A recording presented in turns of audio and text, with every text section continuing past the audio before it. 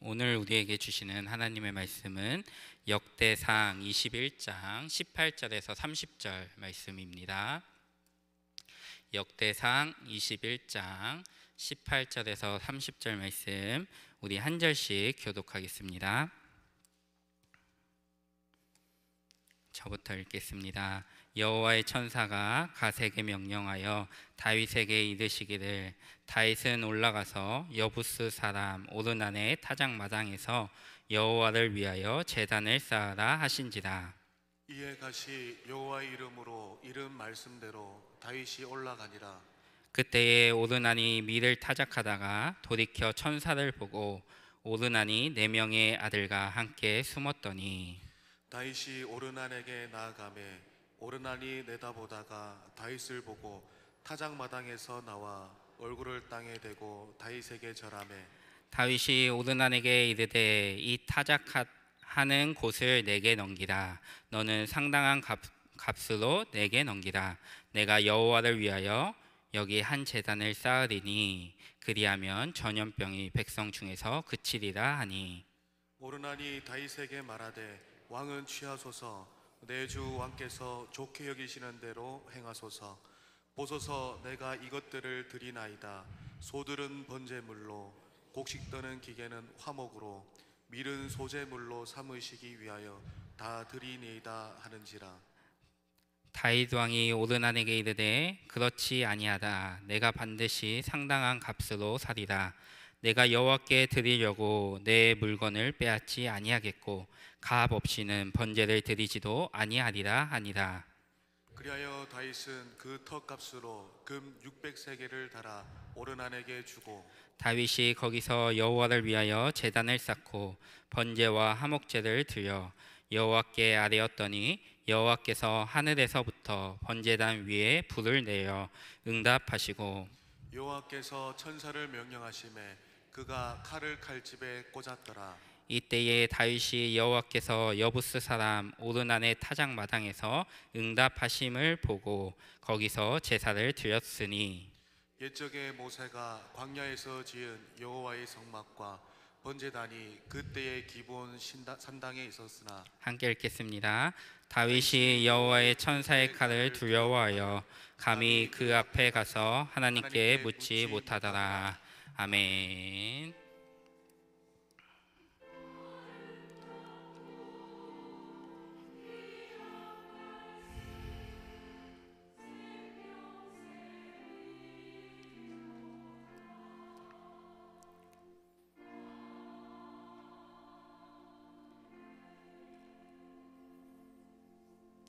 아멘. 옆에 계신 분들과 인사하겠습니다. 사랑합니다. 축복합니다.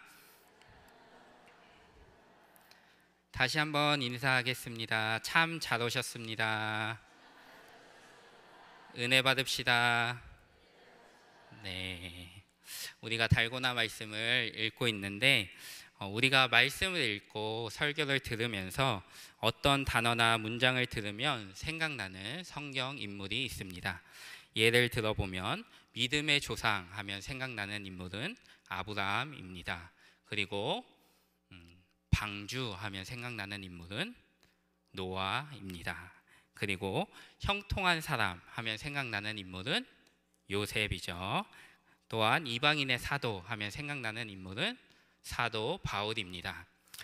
그렇다면 하나님의 마음에 합한 자 하면 생각나는 인물은 누구일까요? 네, 다윗입니다. 사도행전 13장 22절 말씀 우리 함께 읽어보겠습니다. 내가 이새의 아들 다윗을 만나니 내 마음에 맞는 사람이라. 하나님이 다윗을 보시고 이 사람은 내 마음에 맞는 사람이다. 내 마음에 합당한 사람이다.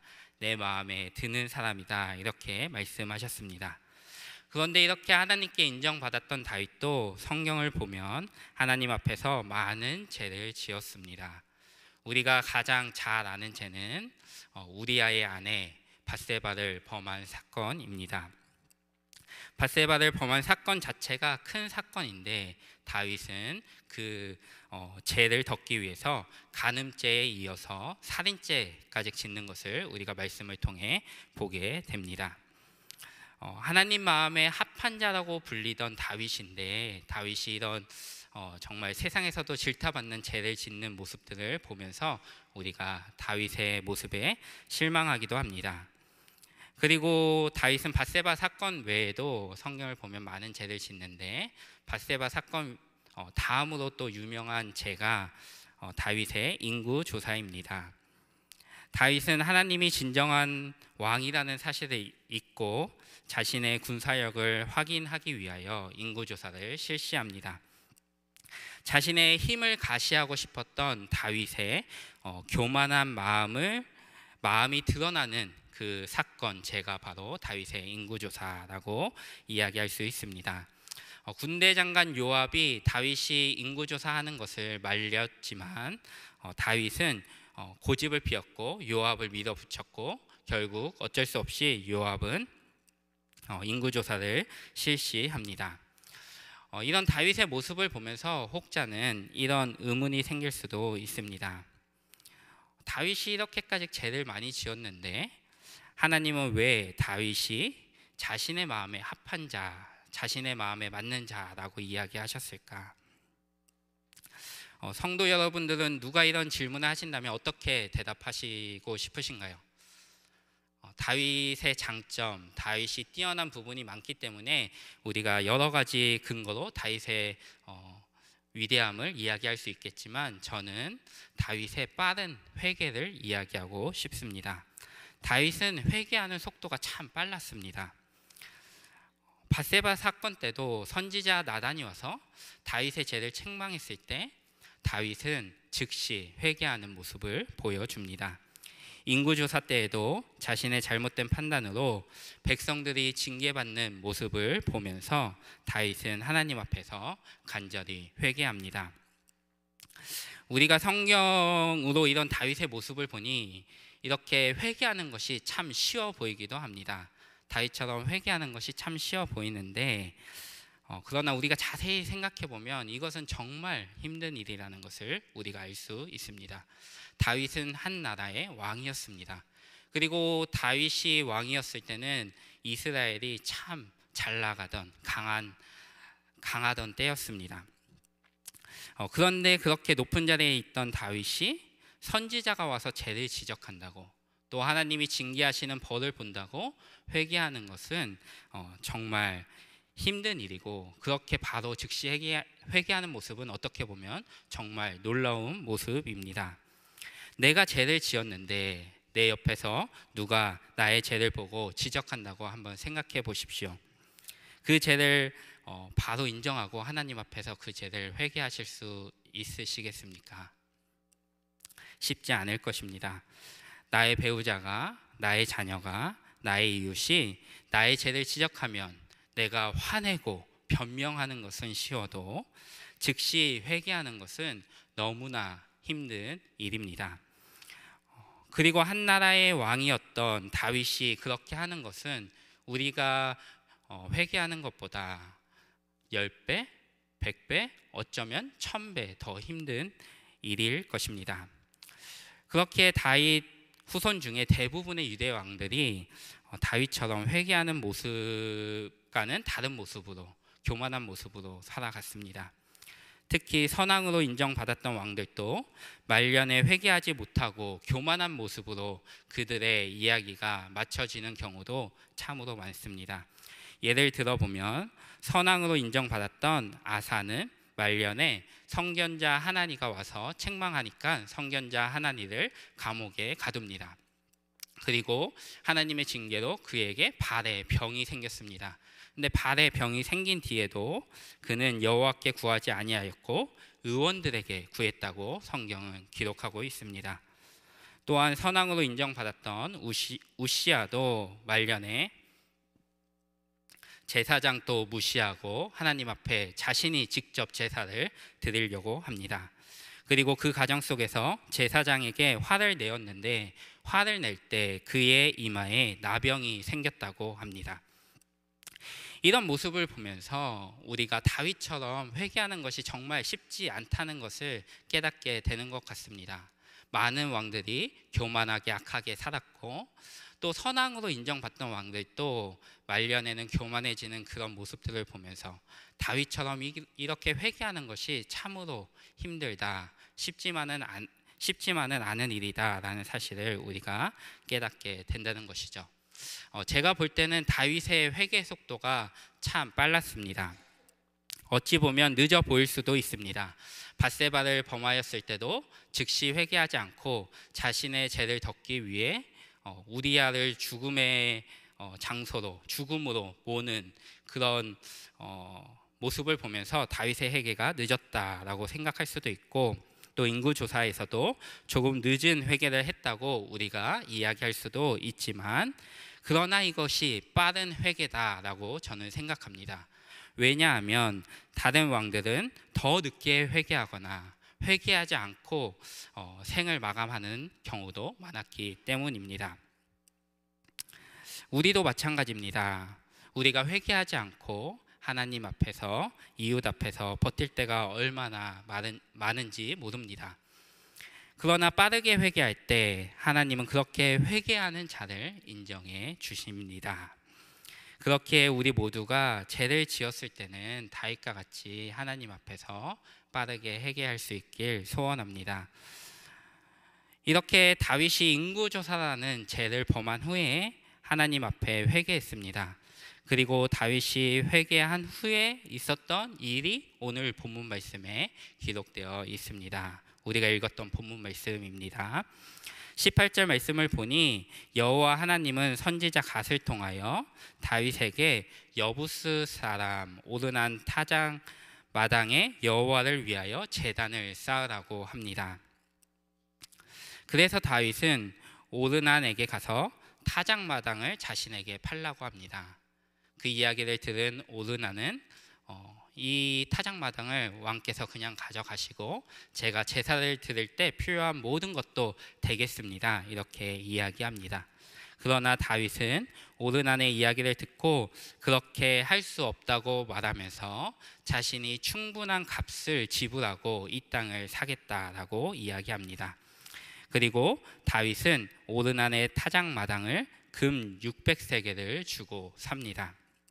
그리고 그곳에 제단을 쌓고 번제와 화목제를 하나님께 드립니다.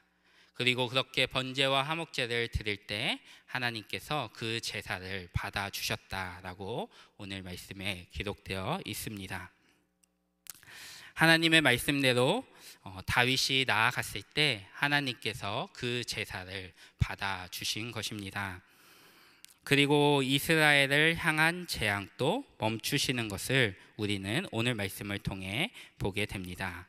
역대상 21장 26절 27절 말씀 우리 함께 읽어보겠습니다. 다윗이 거기서 여호와를 위하여 제단을 쌓고 번제와 화목제를 드려 여호와께 아뢰었더니 여호와께서 하늘에서부터 번제단 위에 불을 내려 응답하시고 여호와께서 천사를 명령하시매 그가 칼을 칼집에 꽂았더라. 아멘. 우리는 다윗이 회개한 후에 하나님의 말씀에 순종하는 모습을 통해서 다윗의 회개가 진정한 회개임을 보게 됩니다. 많은 사람들이 하나님께 회개한다고 이야기하면서 후회에 그치는 경우가 많습니다. 회개와 후회의 가장 큰 차이점은 무엇에 집중하느냐에 달렸다라고 생각합니다. 회개는 죄의 본질에 집중합니다. 우리가 지은 죄에 집중하는 거죠. 그런데 후회는 죄의 결과에 집중하는 겁니다. 죄로 인해서 나타나는 결과에 집중하면서 기도하는 것이죠. 이렇게 후회하면서 기도했던 가장 대표적인 사람들이 사사기에 나타나는 이스라엘 백성들입니다. 이스라엘 백성들이 하나님께 부르짖을 때 정말 자신들의 우상 숭배로 인해서 하나님께 부르짖었던 것이 아니라 이방 땅의 핍박과 그들을 향한 고통 때문에 그들이 하나님께 부르짖는 것이죠. 그러니까 자신들이 지은 죄의 본질에 집중하는 것이 아니라 죄를 지어서 이방인들에게 받는 고통, 슬픔, 아픔에 그들의 기도가 집중되어 있는 것입니다. 그러나 그렇기에 그들의 기도는 회개로 보기가 힘듭니다. 그래서 우리가 이런 모습을 보면서, 다윗의 기도의 모습을 보면서, 회개의 모습을 보면서 우리의 모습은 어떤지 한번 생각해 봐야 되는 것입니다. 우리의 회개는 어떤가? 다윗과 같은 회개인가? 사사기에 나타나는 이스라엘 백성들과 같은 회개인가? 라는 것을 한번 생각해 봐야 한다는 것입니다. 우리의 기도가 나의 삶의 아픔, 또 문제 해결을 위해서만 우리가 그 기도를 하고 있다면 우리의 기도는 후회와 같은 기도일 수도 있다는 것입니다. 우리는 거기에서 그치면 안 되고 더 나아가 죄를 볼 수 있어야 되는 것이죠. 나의 연약함을 보고 나의 죄를 보고 하나님께 회개할 수 있어야 합니다. 그럴 때 하나님이 다윗에게 기도 응답해 주신 것처럼 우리에게도 우리 기도에도 응답해 주실 것입니다. 그래서 우리 모두에게 진정한 회개가 있으면 좋겠습니다. 다윗과 같은 아름다운 회개가 있으면 좋겠다는 것입니다. 다음으로 29절 30절 말씀을 보면, 이 당시에 기브온 산당에 성막과 번제단이 있었지만 다윗은 여호와의 칼이 무서워서 그 앞으로 갈 수 없었다고 합니다. 그러나 이제 하나님께서 오르난의 타작마당에서 제사를 받아주심으로 다윗은 자신이 제사를 드릴 장소를 깨닫게 됩니다. 그래서 22장 1절 말씀에 다윗이 이렇게 고백합니다. 우리 함께 읽어보겠습니다. 다윗이 이르되 이는 여호와 하나님의 성전이요 이는 이스라엘의 번제단이라 하였더라. 아멘. 다윗이 하나님이 제사를 받아주신 오르난 타작마당에서 하나님을 높이고 하나님을 예배하겠다고 고백하는 것입니다. 그리고 그곳에 결국 여호와의 성전이 지어지는 것을 우리가 말씀을 읽으면서 알게 됩니다. 다윗은 자신이 성전을 짓고 싶었지만 하나님이 다윗이 성전 짓는 것을 허락하지 않으십니다. 그래서 다윗은 자신의 아들 솔로몬에게 성전 짓는 것을 부탁하고 자신은 최선을 다해 성전을 잘 지을 수 있도록 준비할 수 있는 것을 준비해 나가는 것을 우리가 말씀을 통해 볼 수 있습니다. 어쨌든 오르난 타작마당에서 하나님이 다윗의 제사를 받아주셨습니다. 다윗이 그곳에서 하나님을 예배한 것입니다. 그리고 다윗은 앞으로 이곳에서 하나님을 예배하겠다고 고백했고 결국 그곳에 여호와의 성전이 건축됩니다. 우리가 21장 말씀을 찬찬히 읽어가다 보면 다윗의 시작, 21장 말씀의 시작은 다윗의 실패, 다윗의 죄로 시작되었습니다. 다윗은 죄를 짓고 실패하여서 하나님께 징계를 받습니다. 그래서 백성이 7만 명이나 죽는 벌을 받게 되죠. 그러나 다윗은 하나님의 징계를 보고 하나님 앞에서 간절히 회개합니다. 17절 말씀 함께 읽어보겠습니다. 21장 17절입니다. 하나님께 아뢰되 명령하여 백성을 계수하게 한 자가 내가 아니니까 범죄하고 악을 행한 자는 곧 나이니이다. 이 양떼는 무엇을 행하였나이까? 청하건대 나의 하나님 여호와여, 주의 손으로 나와 내 아버지의 집을 치시고 주의 백성에게 재앙을 내리지 마옵소서 하니라. 아멘. 다윗은 죄를 지은 사람은 나라고 주의 손으로 나와 내 아버지 집을 치시고 주의 백성에게는 재앙을 내리지 말아 달라고 기도하고 있습니다.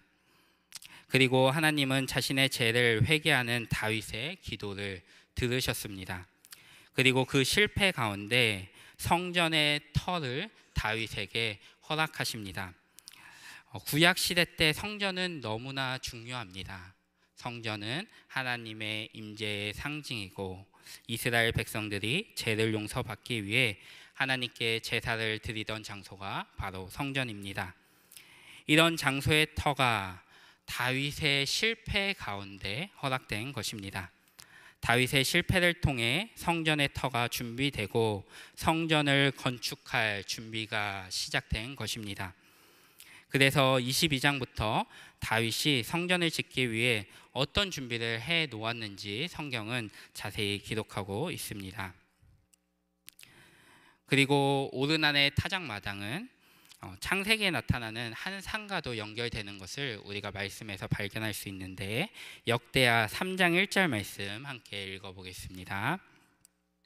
솔로몬이 예루살렘 모리아 산에 여호와의 정 건축하기를 시작하니 그곳은 전에 여호와께서 그의 아버지 다윗에게 나타나신 곳이라. 여부스 사람 오르난의 타작마당에 다윗이 정한 곳이라. 아멘. 오르난의 타작마당이 모리아 산이라고 이야기하고 있습니다. 모리아 산이 어떤 산인가요? 아브라함이 100세 때 얻은 하나밖에 없는 이삭을 제물로 바치려고 했던 산이 모리아 산입니다. 그리고 이 사건은 예수님의 십자가의 죽으심을 예표하는 사건이기도 하죠. 이런 일이 있은 후에 하나님의 명령을 따라 다윗이 이 산을 샀고 이 산에서 제사를 드렸습니다. 그리고 하나님이 그 제사를 받아주시죠. 그리고 그 후에 결국 이 산에 예루살렘 성전이 지어지는 것입니다. 이런 모든 일련의 과정이 우연일까요? 당연히 우연이 아니겠죠. 하나님의 작정 안에서 이 모든 것이 이루어지고 있는 것입니다.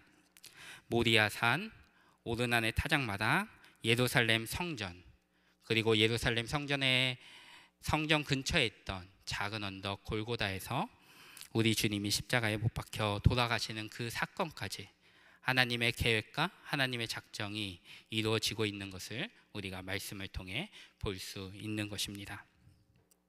이 모든 것이 우연이 아니라 하나님의 작정 안에서 하나님의 언약이 성취되어 가고 있는 것입니다. 그런데 이 과정 속에 거룩만 있고 성공만 있는 것은 아닙니다. 죄도 있고 실패도 있습니다. 오늘 말씀에서도 죄가 나타나고 실패가 나타납니다. 다윗의 죄, 다윗의 실패 가운데 하나님이 일하시고 하나님이 자신의 작정을 이루어 가고 계신 것을 우리가 오늘 말씀에서 볼 수 있습니다. 그래서 우리는 기억해야 합니다. 하나님은 우리의 실패 가운데서도 일하시고 우리의 실패 가운데서도 자신의 계획을 이루어 가시는 분이십니다. 나의 실패가 하나님의 실패가 아님을 우리는 분명히 기억해야 하는 것입니다. 우리가 이 사실을 기억하지 못하기 때문에, 이 사실을 믿지 못하기 때문에 절망하고 낙심하는 것입니다. 우리가 할 역할은 나의 자리에서 최선을 다하는 것입니다. 그리고 죄를 지었을 때는 빠르게 회개하는 것입니다. 그리고 죄의 결과가 아닌 나의 죄를 바라보고 진정으로 하나님께 회개하는 것입니다. 또한 실패하여도 하나님께 은혜를 구하는 것입니다. 그것이 바로 우리가 할 역할입니다. 너무나 힘들 때는 그냥 하루하루 버티십시오. 하나님께 회개하며 하나님의 은혜를 구하며 하루하루 버티십시오. 그러면 그 과정 속에서 하나님이 우리에게 자신의 뜻을 깨닫게 하실 것입니다. 우리의 삶 속에 하나님이 자신의 뜻을 이루어 가실 것입니다. 포기하지 마십시오. 절망하고 주저앉아 있지 마십시오. 일어나십시오. 오늘 하루 살아내시고 또 이번 한 주도 살아내실 수 있길 축복합니다. 그러면 하나님이 나를 향한 자신의 계획을, 우리 가정을 향한 자신의 계획을 이루어 가실 것입니다. 이제 수능이 보름 앞으로 다가왔습니다. 수능을 마치고 우리가 안타까운 소식을 자주 접하게 됩니다. 그 소식은 수능 후 절망하여 스스로 목숨을 끊는 아이들의 이야기죠. 이런 일이 왜 일어날까요? 그들의 삶 속에 수능 성적이 전부가 아닌데 그들이 수능 성적이 전부라고 생각하기 때문이죠. 이런 안타까운 일을 보면서 우리는 우리의 자녀들에게 무엇을 알려주어야 할까요? 하나님은 실패 가운데서도 너를 향한 자신의 계획을 이루어 가고 계신다는 사실을 알려주어야 합니다. 수능을 잘 못 볼 수도 있습니다. 실패할 수도 있습니다. 그러나 하나님은 그 가운데서도 우리를 향한 자신의 뜻을 이루어 가고 계십니다. 우리는 이 사실을 나부터 믿어야 합니다. 그리고 우리의 자녀들에게도 이 사실을 가르쳐 주고 전해 주어야 합니다. 사람이 항상 성공만 할 수 없습니다.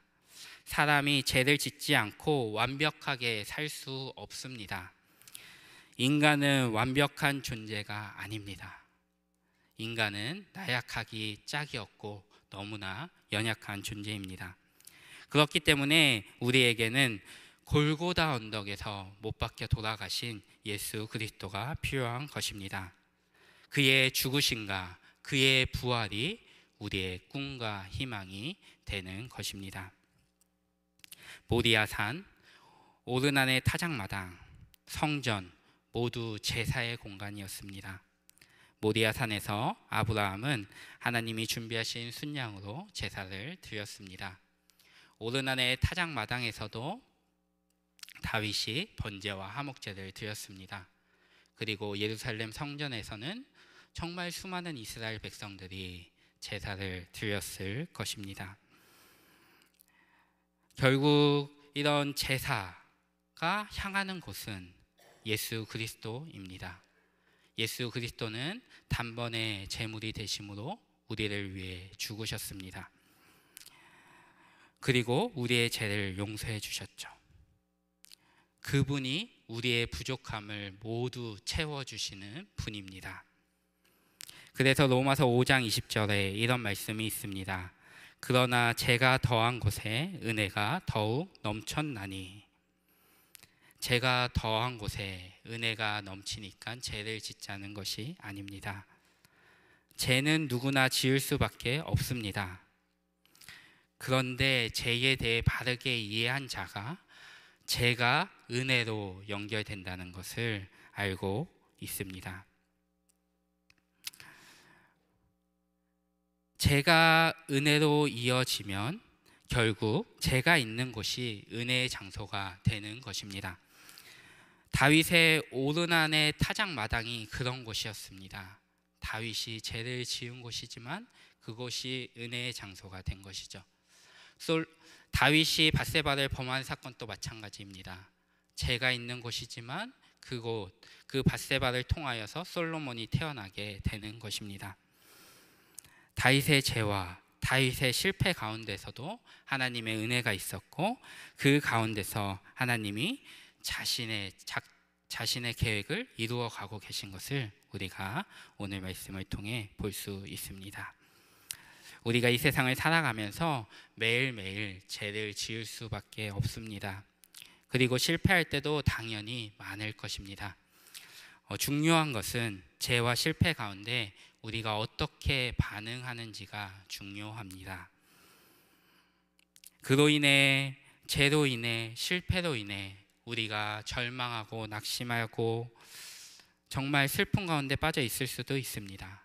그러나 우리가 기억해야 되는 것은 우리가 예수 그리스도의 힘으로 빠르게 일어나야 합니다. 빠르게 회개해야 합니다. 그리고 진정으로 회개해야 합니다. 나의 죄를, 나의 실패를 바라보지 말고 실패 가운데서도 일하시는 하나님을 우리가 바라보아야 합니다. 나의 연약함을 채워주시는 예수 그리스도를 우리가 바라보아야 합니다. 실패 가운데서도 일하시는 하나님을 믿을 때 우리는 낙심하지 않을 수 있습니다.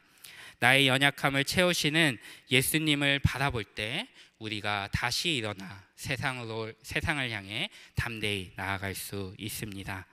이 자리에 모인 우리 모두가 실패 가운데서도 일하시는 하나님을 신뢰함으로 세상이 감당치 못하는 믿음의 사람들이 될 수 있길 주님의 이름으로 간절히 축복합니다.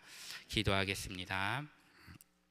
이 시간 말씀을 생각하면서 함께 기도하겠습니다. 하나님, 우리가 이 세상을 살아갈 때 많은 죄를 짓고 실패할 때도 있지만 하나님, 그 실패 가운데, 그 죄 가운데 일하시는 하나님을 믿습니다. 우리가 실패했다고 좌절하고 낭망하고 주저앉아 있는 것이 아니라 실패 가운데서, 죄 가운데서 하나님의 은혜를 구하게 하시고 하나님의 은혜로 예수 그리스도의 도우심으로 인도하심으로 다시 일어서는 믿음의 사람이 되게 하여 주시옵소서. 이 시간 말씀을 생각하며 함께 기도하겠습니다. 기도합니다. 하나님 아버지 감사합니다. 오늘 또 하나님 앞에 나오게 하시고 말씀